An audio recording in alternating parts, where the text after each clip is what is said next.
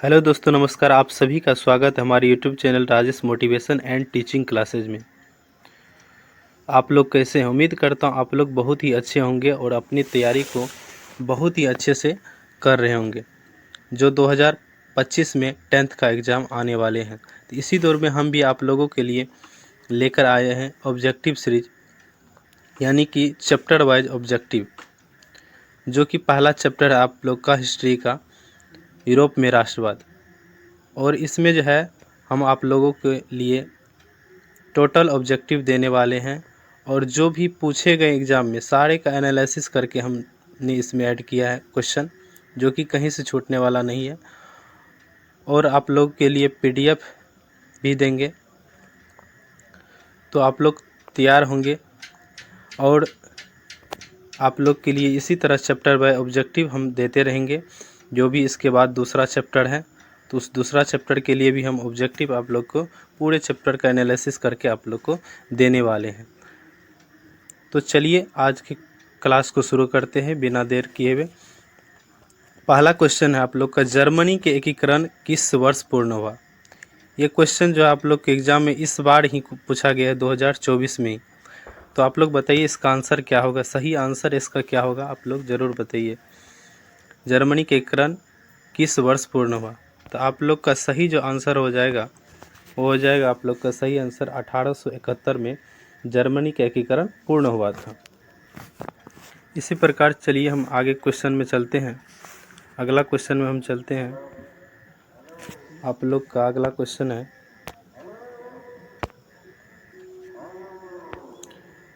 अगला क्वेश्चन है आप लोग का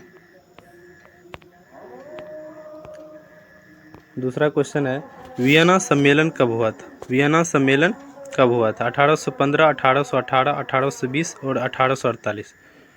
तो वियना सम्मेलन कब हुआ था? इस वियना सम्मेलन को जो है ना प्यारे बच्चों, वियना सम्मेलन को वियना कांग्रेस भी बोल दिया जाता है। वियना सम्मेलन की जगह क्या? वियना कांग्रेस, वियना कांग्रेस भी बोल दिया जाता है, वियना कांग्रेस। ठीक है, तो आप लोग समझ रहे होंगे इस बात को। तो चलिए हम चलते हैं आगे। इसका जो है वियना सम्मेलन कब हुआ था? तो ये इसका आंसर हो जाएगा, सही आंसर हो जाएगा 1815 में, 1815 में। चलिए हम अगले क्वेश्चन पर चलते हैं। अगला क्वेश्चन है, फ्रैंकफर्ट की संधि पर हस्ताक्षर कब हुई थी? फ्रैंकफर्ट की संधि पर हस्ताक्षर कब हुई थी? तो प्यारे बच्चों इसका भी जो है सही आंसर हो जाएगा आप लोग का 1871, क्योंकि फ्रैंकफर्ट की संधि यानी कि उससे पहले सेडोन का युद्ध हुआ था। सेडोन के युद्ध के बाद यानी कि फ्रैंकफर्ट की संधि के द्वारा ही आप लोग का इटली का एकीकरण पूरा हुआ था। तो इसका सही आंसर यही हो जाएगा। चलिए अगले क्वेश्चन पर चलते हैं। अगला क्वेश्चन आप लोग का है, चौथा में काउंट काबूर ने विक्टर इमैनुअल को किस पद पर नियुक्त किया था? काउंट काबूर ने विक्टर इमैनुअल को किस पद पर नियुक्त किया था? तो आप लोग का सही आंसर हो जाएगा प्रधानमंत्री के पद पर काउंट काबूर ने विक्टर इमैनुअल को किस पद पर नियुक्त किया था? तो विक्टर इमैनुअल ने काउंट काबूर को प्रधानमंत्री के पद पर नियुक्त किया था। इसका सही आंसर प्रधानमंत्री हो जाएगा। चलिए अगले क्वेश्चन में चलते हैं। 5वां नंबर क्वेश्चन है, यंग यूरोप की स्थापना किसने की थी? आप लोग इसका सही आंसर बताइए क्या होगा। ऑप्शन है काबूर ने, बिस्मार्क ने, मेजनी ने, गेरिबाल्डी ने। तो यंग यूरोप और यंग इटली का स्थापना मेजनी ने किया था। मेजनी ने यंग यूरोप और यंग इटली का स्थापना किया था। चलिए अगले क्वेश्चन पर चलते हैं। क्वेश्चन नंबर 6, यूरोप का मरीज किसे कहा जाता है? यूरोप का मरीज किसे कहा जाता है? पर्सा को, ऑस्ट्रेलिया को, तुर्की को, ब्रिटेन को, इसे यूरोप का मरीज कहा जाता है। बताइए आप लोग का सही आंसर क्या होगा, कौन सा ऑप्शन सही होने वाला है?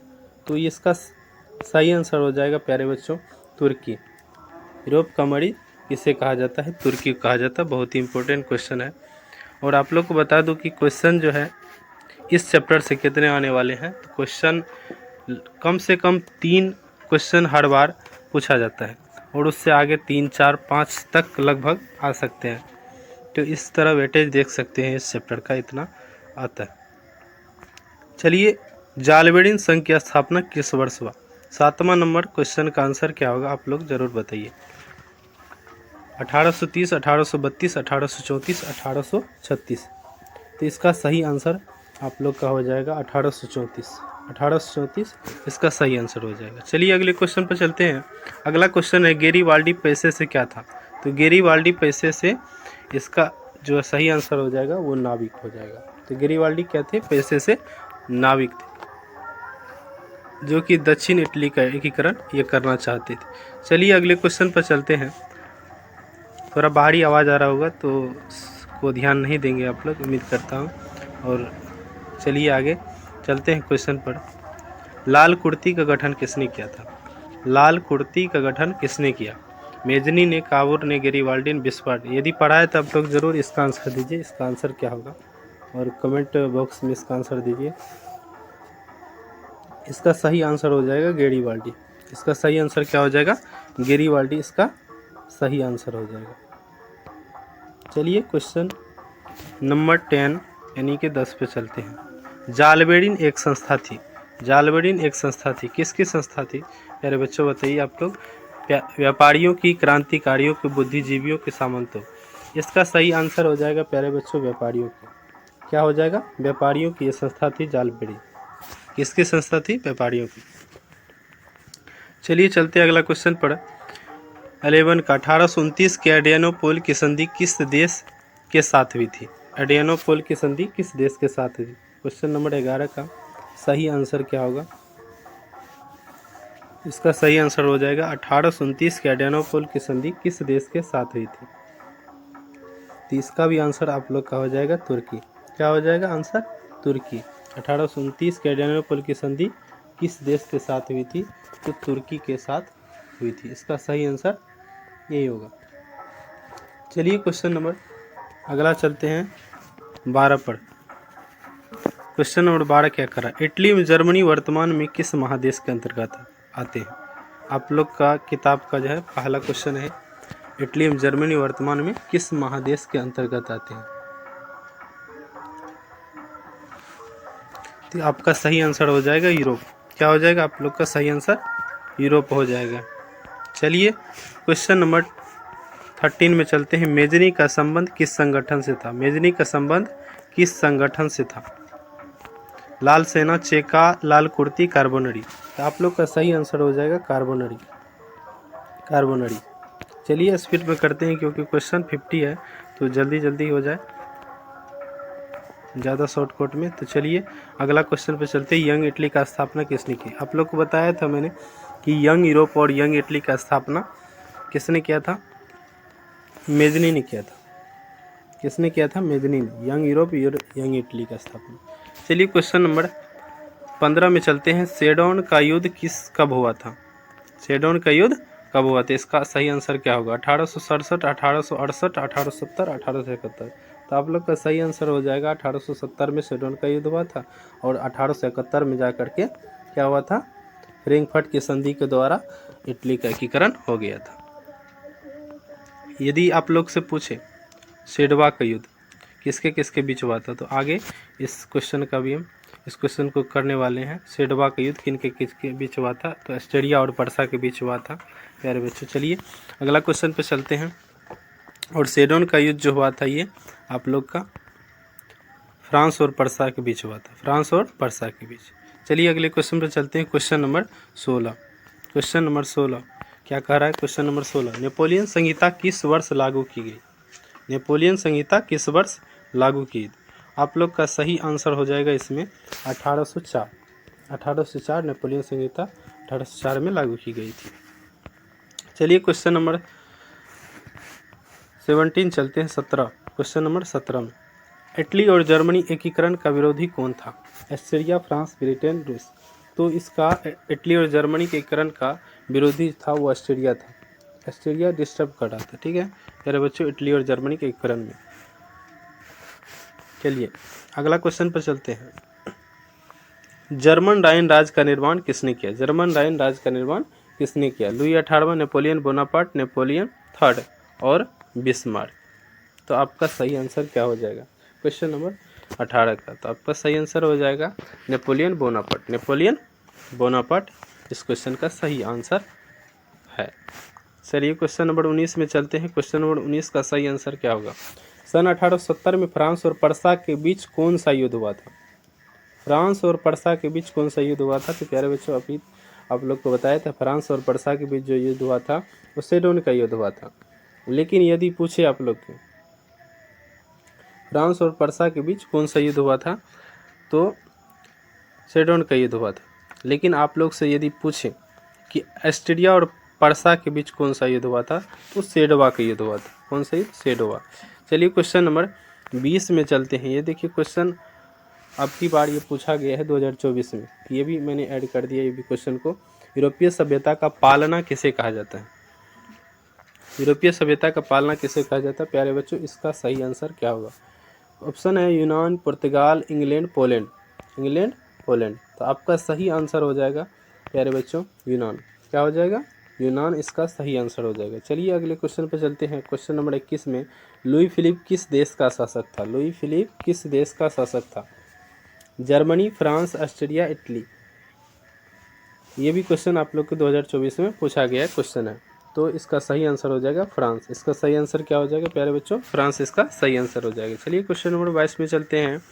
कहते हैं क्वेश्चन, गिजो कहाँ का प्रधानमंत्री था? गिजो कहाँ का प्रधानमंत्री था? फ्रांस का या फिर पर्सा का या तुर्की का सेडोन? बताइए कहाँ गिजो कहाँ का प्रधानमंत्री था? गिजो कहाँ का प्रधानमंत्री था? Question number 22। तो इसका सही आंसर हो जाएगा फ्रांस। फ्रांस का प्रधानमंत्री गिजो था। चलिए क्वेश्चन नंबर 23 में चलते हैं। क्वेश्चन नंबर 23 क्या कह रहा है क्वेश्चन? क्वेश्चन नंबर 23 कह रहा है, फ्रांस में किस शासक वंश की पुनर्स्थापना वीना कांग्रेस द्वारा की गई थी? आर्लिया वंश, बुर्बो वंश, हैब्सबर्ग और जारशाही। तो आपका सही आंसर क्या होगा? इस क्वेश्चन का सही आंसर हो जाएगा बुर्बो वंश। क्या हो जाएगा? बुर्बो वंश। चलिए क्वेश्चन नंबर 24 में चलते हैं। क्वेश्चन नंबर 24 क्या करा? ओटो को कहाँ का राजा घोषित किया गया? ओटो को कहाँ का राजा घोषित किया गया? ऑप्शन है रूस, यूनान, फ्रांस, जर्मनी। तो आपका सही आंसर क्या होगा बताइए? तो क्वेश्चन नंबर बी इस क्वेश्चन का सही जवाब हो जाएगा। चलिए क्वेश्चन नंबर 25 में चलते हैं। वीना किस देश की राजधानी है? वीना किस देश की राजधानी है? तो आप लोग को बताना है ऑस्ट्रिया। ऑस्ट्रिया क्या है? वियना की राजधानी है। यदि पूछे ऑस्ट्रिया की राजधानी कहाँ है, तो ये भी बताना आप लोग को वियना। ठीक है, क्या बताना है? वियना। तो क्वेश्चन उलट कर भी पूछ सकता है, क्वेश्चन को पलट देता है तो फिर फंसने का चांस रहता है। इस वजह से आप लोग दोनों तरफ से याद रखेंगे ताकि क्वेश्चन में नहीं फंसे, क्योंकि क्वेश्चन किसी भी तरह से पूछा जा सकता है। चलिए क्वेश्चन नंबर 26। क्वेश्चन नंबर 26 क्या कह रहा है? क्रीमिया का युद्ध किस वर्ष हुआ था? क्रीमिया का युद्ध 53-54 में हुआ था। तो इसका सही आंसर क्या होगा प्यारे बच्चों? 1854, 1855, 1856, 1860। तो इसका सही आंसर 1854 हो जाएगा। ठीक है प्यारे बच्चों। चलिए क्वेश्चन नंबर 27 में चलते हैं। मेटरनिक व्यवस्था का उद्देश्य क्या था? मेटरनिक व्यवस्था का उद्देश्य क्या था? गणतंत्र की स्थापना करना या फिर प्रजातंत्र की स्थापना, पुनर्व्यवस्था की पुनर्स्थापना करना, नेपोलियन की पुनर्स्थापना करना। तो मेटरनिक व्यवस्था का क्या उद्देश्य था? आप लोग सही आंसर इसका बताइए। तो आप लोग का सही आंसर हो जाएगा option number C. Option number C, पुरातन व्यवस्था की पुनर्स्थापना करना मेटरनिक व्यवस्था का उद्देश्य था। चलिए क्वेश्चन नंबर 28 में चलते हैं। क्वेश्चन नंबर 28 क्या कह रहा है? काउंट काबूर की मृत्यु किस वर्ष हुई? 1804, 1862, 1864, 1866। तो आप लोग का सही आंसर हो जाएगा 1862 में काउंट काबूर की क्या हो गई थी? मृत्यु हो गई थी। इटली का एकीकरण पूरा देख भी नहीं पाए, तो शासक विक्टर इमैनुअल के नेतृत्व में इटली का एकीकरण हुआ था। चलिए क्वेश्चन नंबर 29 में चलते हैं। क्वेश्चन नंबर 29 क्या कर रहा है? क्वेश्चन नंबर 29 क्या कर रहा है? यूरोप में राष्ट्रवाद की पहली अभिव्यक्ति कब हुई? यूरोप में राष्ट्रवाद की पहली अभिव्यक्ति कब हुई? तो आप लोग को बताना है 1789 फ्रांस की क्रांति के साथ यूरोप में राष्ट्रवाद की भावना का उदय हुआ था। राष्ट्रवाद की भावना का उदय हुआ था। चलिए क्वेश्चन नंबर 30 में चलते हैं। रक्त एवं लौह नीति का अवलंबन किसने किया था? रक्त एवं लौह नीति का अवलंबन किसने किया था? हिटलर, विलियम प्रथम, बिस्मार्क, मेजनी। तो आप लोग को बताना है कि इसका बिस्मार्क सही आंसर हो जाएगा। चलिए क्वेश्चन नंबर 31, गोस्टिन की संधि किस वर्ष हुई? गोस्टिन की संधि किस वर्ष हुई? 1864, 1865, 1866, 1870। इस तरह से देखिए प्यारे बच्चों, कभी कभी ऐसा ही क्वेश्चन पूछ देता है, तो इसका सही आंसर हो जाएगा 1865। इसका सही आंसर 1865 हो जाएगा। चलिए क्वेश्चन नंबर 32 में चलते, यूरोपवासियों के लिए किस देश का साहित्य एवं ज्ञान प्रेरणा स्रोत रहा? इसका सही आंसर क्या होगा? प्यारे बच्चों आप लोग जरूर बताइए। तुर्की, इंग्लैंड, जर्मनी, यूनान। सही आंसर क्या होगा? सही आंसर क्या होगा? क्वेश्चन नंबर 32 का सही आंसर क्या होगा? तो आप लोग का सही आंसर हो जाएगा यूनान। क्वेश्चन आप लोग के बुक में भी मिल जाएगा। चलिए क्वेश्चन नंबर 33 में चलते हैं, किस युद्ध के बाद जर्मनी का एकीकरण पूरा हुआ? किस युद्ध के बाद जर्मनी का एकीकरण पूरा हुआ?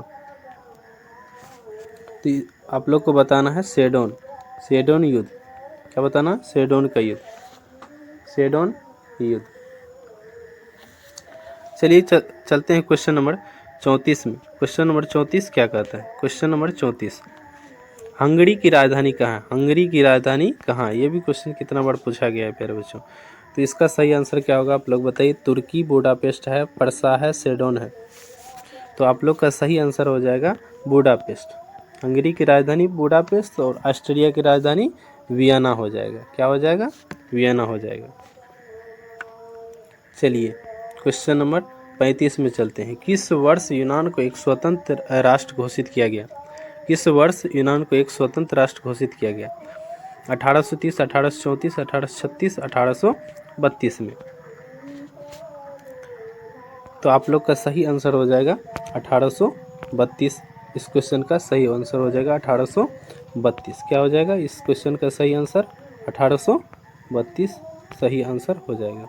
चलिए क्वेश्चन नंबर 36 में चलते हैं। क्वेश्चन नंबर 36 क्या कर रहा है? क्वेश्चन नंबर 36, किस संधि के द्वारा जर्मनी का एकीकरण पूरा हुआ? किस संधि के द्वारा जर्मनी का एकीकरण पूरा हुआ? तो आप लोग को बताना है क्या? फ्रैंकफर्ट की संधि के द्वारा। फ्रैंकफर्ट की संधि के द्वारा क्या हुआ? जर्मनी का एकीकरण पूरा हुआ। चलिए क्वेश्चन नंबर 37 में चलते हैं। क्वेश्चन नंबर 37 क्या कर रहा है? क्वेश्चन नंबर 37, सेडोन का युद्ध किनके बीच हुआ था? है ना, क्वेश्चन उलट पुलट करके पूछ सकता है,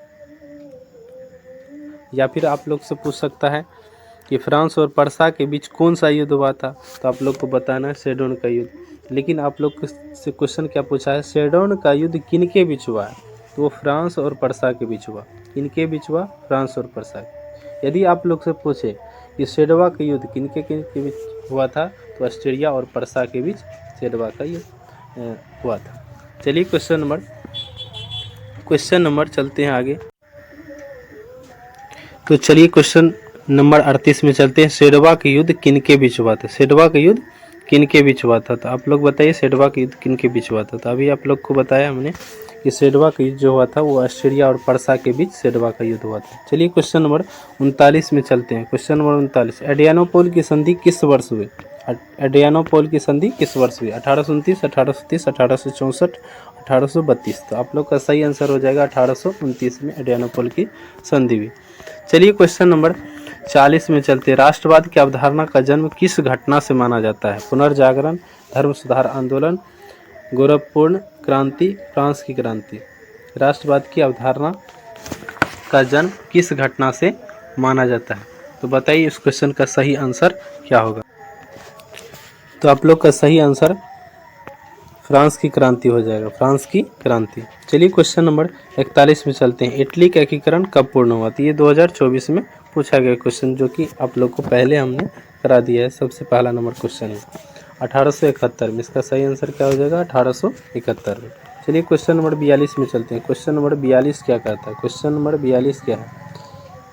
क्वेश्चन नंबर 42, जर्मनी के एकीकरण का प्रमुख वास्तुकार कौन था? प्रमुख वास्तुकार। इस तरह से क्वेश्चन पूछ लेते हैं। तो चलिए क्वेश्चन नंबर 42 का सही आंसर हो जाएगा बिस्मार्क। चलिए क्वेश्चन नंबर 43, 1830 की क्रांति के बाद फ्रांस में किस प्रकार का शासन स्थापित हुआ? 1843 के बाद फ्रांस में किस प्रकार का शासन स्थापित हुआ? तो आप लोग का सही आंसर क्या होगा बताइए? संघीय शासन व्यवस्था, संवैधानिक राजतंत्र, गणराज्य अधिनायकवाद। तो आप लोग का सही आंसर हो जाएगा संवैधानिक राजतंत्र। चलिए क्वेश्चन नंबर 44 में चलते हैं, मार्टिन लूथर कौन थे? मार्टिन लूथर कौन थे? बताइए। दार्शनिक थे, राजनीतिज्ञ, धर्म सुधारक, समाज सुधारक। तो आप लोग को बताना है समाज सुधारक। मार्टिन लूथर समाज सुधारक थे। चलिए क्वेश्चन नंबर 45 में चलते हैं। जर्मनी के एकीकरण के लिए कौन उत्तरदायी था? जर्मनी के एकीकरण के लिए कौन उत्तरदायी था? बताइए आप लोग, इसका सही आंसर क्या होगा? तो आप लोग का सही आंसर इसका क्या हो जाएगा? जर्मनी के एकीकरण के लिए कौन उत्तरदायी था? तो इसका सही आंसर हो जाएगा आप लोग का बिस्मार्क। सही आंसर क्या होगा? बिस्मार्क आप लोग का सही आंसर इसका होगा। क्या होगा सही आंसर? बिस्मार्क। बिस्मार्क इस क्वेश्चन का सही आंसर हो जाएगा, बिस्मार्क। ठीक है प्यारे बच्चों, चलिए क्वेश्चन नंबर आगे चलते हैं। क्वेश्चन नंबर 46 में यूरोप का मरीज किसे कहा जाता है? यूरोप का मरीज किसे कहा जाता है? बताइए, यूरोप का मरीज किसे कहा जाता है? तो यूरोप का मरीज किसे कहा जाता है? 2019 में कुछ पूछा गया क्वेश्चन है। इसका सही आंसर तुर्की हो जाएगा। क्या हो जाएगा? तुर्की। चलिए क्वेश्चन नंबर 47 में। क्वेश्चन नंबर 47 क्या है? सार्डिनिया पिडमोंट का शासक कौन था? सार्डिनिया पिडमोंट का शासक कौन था? इसका सही आंसर हो जाएगा क्या? सार्डिनिया पिडमोंट का शासक कौन था? इसका सही आंसर क्या होगा? प्यारे बच्चों आप लोग जरूर बताइए। सार्डिनिया पिडमोंट का शासक कौन था? सार्डिनिया पिडमोंट का शासक कौन था? तो इसका सही आंसर हो जाएगा प्यारे बच्चों विक्टर एमेनुएल। इसी के नेतृत्व में जर्मनी और इटली का एकीकरण हुआ। चलिए क्वेश्चन नंबर 48 में चलते हैं। मेटरनिक कौन था? मेटरनिक कौन था? ऑस्ट्रिया का चांसलर, पर्सा का चांसलर, फ्रांस का सम्राट, रूस का जार। तो इसका सही आंसर हो जाएगा ऑस्ट्रिया का चांसलर। ऑस्ट्रिया का चांसलर इसका सही जवाब हो जाएगा। चलिए क्वेश्चन नंबर 49 में चलते हैं। क्वेश्चन खत्म होने वाला है। पर्सा का शासक कौन था? पर्सा का शासक कौन था? इसका सही आंसर हो जाएगा प्यारे बच्चों विलियम प्रथम। इसका सही आंसर हो जाएगा विलियम प्रथम। चलिए क्वेश्चन नंबर 50 में चलते हैं। चार्टिस्ट आंदोलन कहाँ संपन्न हुए? चार्टिस्ट आंदोलन कहाँ संपन्न हुए? इस आप लोग का सही आंसर क्या होगा बताइए। Austria, Italy, Germany, England. तो आप लोग का सही आंसर हो जाएगा इंग्लैंड। सही आंसर क्या होगा? इंग्लैंड। उम्मीद करता हूँ आप लोग को बहुत ही अच्छा लगा होगा वीडियो। यदि अच्छा लगा है तो ज़रूर आप लोग कमेंट कीजिए कैसा लगा वीडियो, और फिर आगे के चैप्टर हम करेंगे।